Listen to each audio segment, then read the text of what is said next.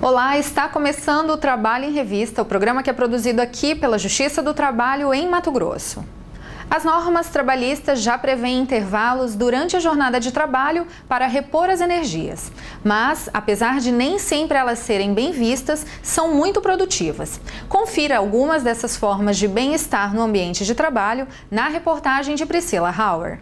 A pausa do cafezinho nem sempre é vista com bons olhos pelos patrões. Mas a suposta desculpa para enrolar o serviço, como ficou conhecida nos ambientes de trabalho, pode ser mais produtiva do que aparenta. A pausa, de hora em hora, para a gente concentrar, para colocar as ideias no lugar, ela aumenta a produtividade em até 30%. Flávia passa esse conceito para as colegas. Tanto que a servidora Mirtes é a primeira a puxar a fila para o café. Ju, vamos tomar um cafezinho agora? Entre um cafezinho e outro, as colegas de trabalho se socializam e colocam o papo em dia. Achei ótimo. Nota 10. Ainda mais aqui um setor, né, que a maioria é tudo mulheres, então você já imagina, né? Então todo mundo coloca os papos em dias, coisinhas assim rápidas, né? Mas é um momento que daí você volta mais tranquila para o setor de trabalho, não fica aquela tensão pesada, né? Outra atividade que proporciona bem-estar no ambiente de trabalho é a ginástica laboral. Nesta empresa de plano de saúde, 3 vezes por semana, os colaboradores participam dessa atividade. Os benefícios proporcionados aos praticantes são muitos.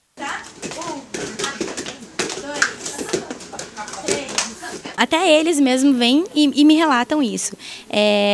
Eles relatam uma melhor participação, tanto no trabalho, eles ficam mais dispostos para desenvolver a atividade, perde o sono, que eles falam que às vezes está com um pouco de sono, então eles se animam um pouco mais, sente mais relaxado, diminui a tensão. E essas dores também, que às vezes eles falam as dores posturais, né, porque ficar muito tempo sentado, então quando eles levantam e fazem atividade, eles sentem essa melhora. A gente faz aqui e o que a gente pega aqui a gente leva também um pouquinho no dia a dia em casa. Todo dia de manhã, na hora que levanta, a gente pega os movimentos que pratica aqui, faz a ginástica também em casa, laboral. Ou seja, você já vem com outra disposição para a empresa.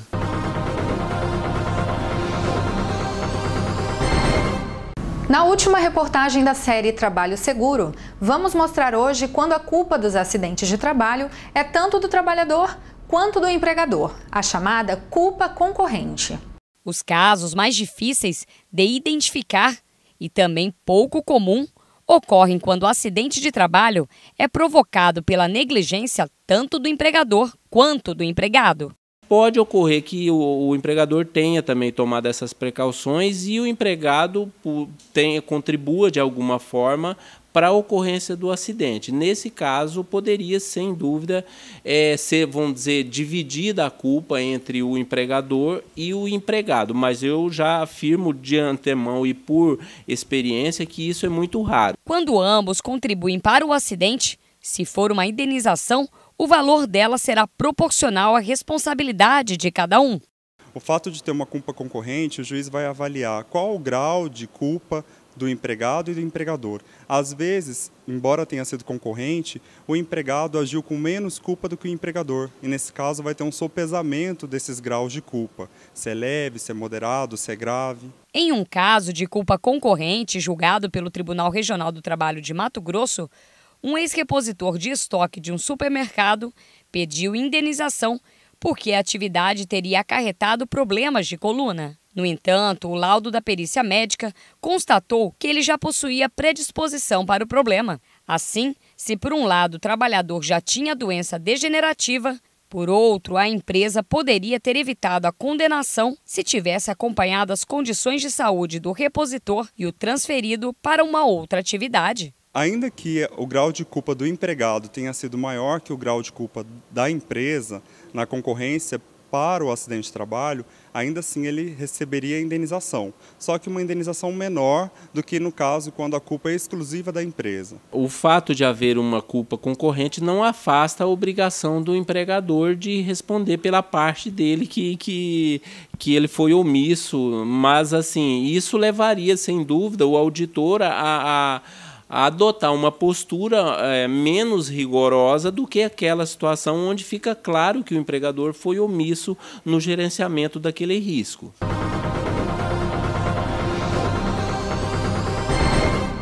Direto de Brasília, você vai acompanhar uma decisão do Tribunal Superior do Trabalho sobre atraso de salário e o direito de rescisão indireta.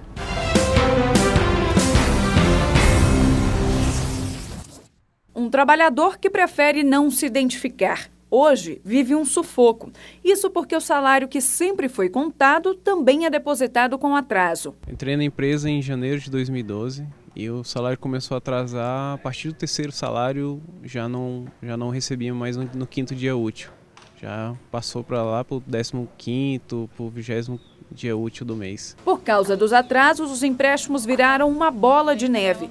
O jeito até hoje é pedir ajuda da mulher para manter as contas em dia. É frustrante, não é uma situação que eu desejo para ninguém, é uma situação que você acaba que fica prisioneiro. Histórias parecidas com a do analista de sistemas têm feito com que cada vez mais pessoas procurem a justiça. Durante 1 ano e 7 meses, uma mulher trabalhou como instrutora de ensino na empresa Sem Fronteiras Tecnologia Educacional, no Paraná. Nesse período, o salário dela atrasou diversas vezes, o que fez com que a trabalhadora saísse do emprego e entrasse na justiça com um pedido de rescisão indireta. Aquele que, se concedido pela justiça, dá ao empregado o direito de receber as verbas rescisórias como se fosse demitido sem justa causa. A Consolidação das Leis do Trabalho descreve as hipóteses em que esse tipo de rescisão é permitida, como trabalho excessivo, quando o empregado tem a conduta afetada e quando o salário não é pago até o 5º dia útil do mês seguinte. No Tribunal Superior do Trabalho, os ministros da 6ª turma acompanharam o relator, ministro Aloísio Corrêa da Veiga, que entende que a empresa cometeu uma falta grave e, por isso, também terá que pagar R$3 mil de indenização por danos morais. Uma falta grave porque o empregador, ao atrasar o pagamento dos salários, ele compromete a vida pessoal, familiar do empregado e juridicamente quebra o que foi pactuado no contrato de trabalho. Até o final do ano, a Justiça do Trabalho em Mato Grosso vai inaugurar 14 novos prédios. Quais são eles e os benefícios? Você fica sabendo com o secretário de Patrimônio e Logística do TRT de Mato Grosso, Cristóvão Maciel. Não saia daí que a gente volta já.